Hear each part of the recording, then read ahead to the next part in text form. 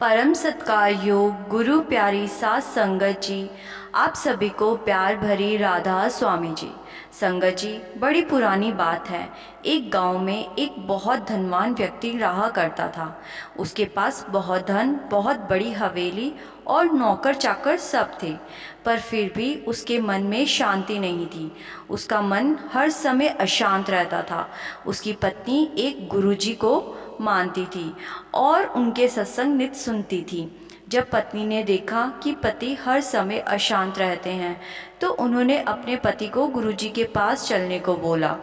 वो अमीर व्यक्ति चलने के लिए मान गया। वे दोनों गुरुजी के आश्रम में गए और उन्हें प्रणाम करने के बाद वो व्यक्ति बोला, महाराज, मेरे पास पैसे की कोई कमी नहीं है, संपत्ति दौलत सब है, भगवान का दिया सब कुछ है, पर फिर भी मेरा मन बहुत अशांत रहता है।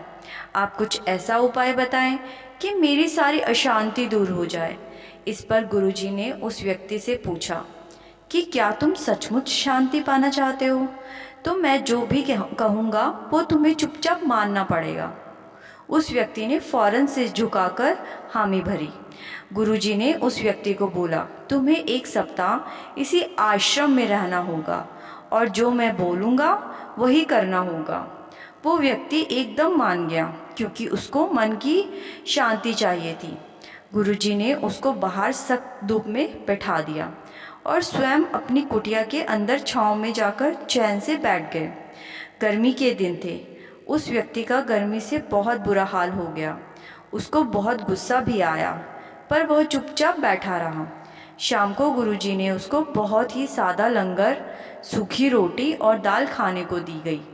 दूसरे दिन गुरुजी ने उसे कहा, भाई, आज तुम्हें दिन भर खाने को कुछ नहीं मिलेगा, आज तुम्हारा उपवास है। ये सुनकर भी वह चुपचाप रहा, लेकिन भूख के मारे उसका बुरा हाल हो गया, क्योंकि अन्न का एक दाना भी उसके मुंह में नहीं गया था। लेकिन उसने देखा कि गुरुजी ने उसकी के सामने बैठकर बड़े आनंद से हलवे पूरी का भोजन किया। वो व्यक्ति सारी रात परेशान रहा। उसे एक पल भी नींद नहीं आई। वह सोचता रहा कि गुरुजी तो बड़े स्वार्थी है, यह मुझे क्या शांति देंगे। अगले दिन सवेरे ही उसने अपना बिस्तर बांधा और चलने को तैयार हो गया। तभी गुरुजी उसके सामने आ गए और बोले, क्या हुआ? उस व्यक्ति ने कहा, मैं यहाँ बड़ी आशा लेकर आपके पास आया था, लेकिन मुझे यहाँ कुछ नहीं मिला। उल्टा मुझे ऐसी मुसीबतें उठानी पड़ी जो मैंने जीवन में कभी नहीं उठाई। मैं अभी यहाँ से जा रहा हूँ। यह सुनकर गुरुजी हंसकर बोले, मैंने तुझे इतना ज्ञान दिया, पर तूने कुछ भी ग्रहण नहीं किया। उस व्यक्ति ने आश्चर्य से गुरुजी की ओर देखा और बोला, आपने तो मुझे कुछ भी नहीं दिया। गुरुजी बोले, पहले दिन जब मैंने तुझे धूप में बैठाया और खुद छाँव में बैठा रहा, तो मैंने तुझे बताया कि मेरे छाँव में बैठने से तुझे ठंडक नहीं मिलेगी। जब मेरी बात तुम्हारी समझ में नहीं आई, तो दूसरे दिन मैंने तुझे भूखा रखा और खुद खूब अच्छी तरह से हलवे पूरी से खाना खाया। उससे मैंने तुझे समझाया कि मेरे पकवान खा लेने से भी तेरा पेट नहीं भर सकता।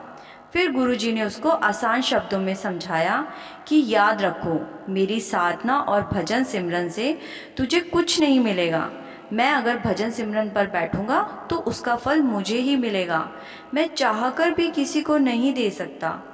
परमात्मा एक ऐसी राह है जहाँ मंजिल तक पहुँचने के लिए खुद ही यात्रा करनी पड़ती है। मैं तुझे राह बता सकता हूँ, लेकिन उस राह पर चलना तुझे खुद ही होगा। जैसे धन तूने खुद अपनी मेहनत से कमाया है, वैसे ही शांति भी तुझे भजन सिमरन और नाम की कमाई द्वारा ही मिलेगी। सतगुरु का काम होता है उसकी शरण में आने वाले को मार्ग दिखाना, उस पर चलना तुम्हें पड़ता है। यह सुनकर उस व्यक्ति की आंखें खुल गई और उसे अपनी मंजिल तक पहुंचने का रास्ता भी मिल गया।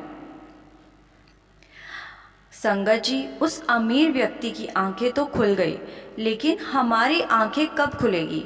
हमें भी एक पूर्ण गुरु मिला हुआ है। क्या हम उसके बताए हुए मार्ग पर चल रहे हैं? क्या हम उसके उपदेश को समझ रहे हैं? नहीं ना?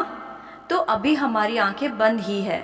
इसलिए इन आंखों को खोलो और बाबा जी के द्वारा बताए गए रास्ते पर चलो। उस मार्ग पर चलते हुए नाम और शब्द की कमाई करो। एक बात याद रखो कि आपको उसी का फल मिलेगा जो आपके द्वारा की गई कमाई होगी। कोई संत महात्मा कितना भी पहुंचा हुआ हो, उसकी कमाई उसी को मिलेगी, हमें नहीं। हमें तो वही कमाई हासिल होगी जो हमने भजन सिमरन पर बैठकर की है। अगर हम भजन सिमरन पर बैठे ही नहीं, कुछ कमाया ही नहीं, तो हमें हासिल भी कुछ नहीं होगा। इसलिए सब कुछ त्याग कर थोड़ा सा समय भजन सिमरन और नाम की कमाई पर भी दो। इस समय को मत गवाओ, समय बहुत कीमती है। परमात्मा एक ऐसी राह है जिस पर हमें खुद ही चलना होगा। संगत जी, इसी के साथ आपसे विदा लेती हूँ। आशा करती हूँ कि आपको सद्गुरु की साखी अच्छी लगी होगी। ऐसी और भी प्रेरणा और रूहानियत से भरी साखियाँ सुनने के लिए चैनल को सब्सक्राइब और वीडियो को लाइक करना ना भूलें।